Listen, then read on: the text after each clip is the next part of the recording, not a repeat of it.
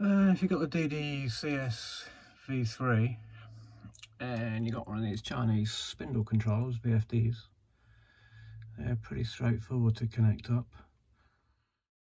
Where it goes to FRO, we go to MO3 on your DDCS, and then the DCM, which is a digital common, that goes to a common on your DDCS. And the V1, that'll go to your VSO output, and your ACM, that goes to a common DDCS, and those will go to,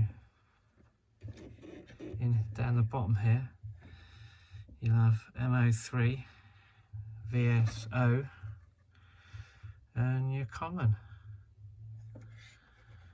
and that's where they connect to.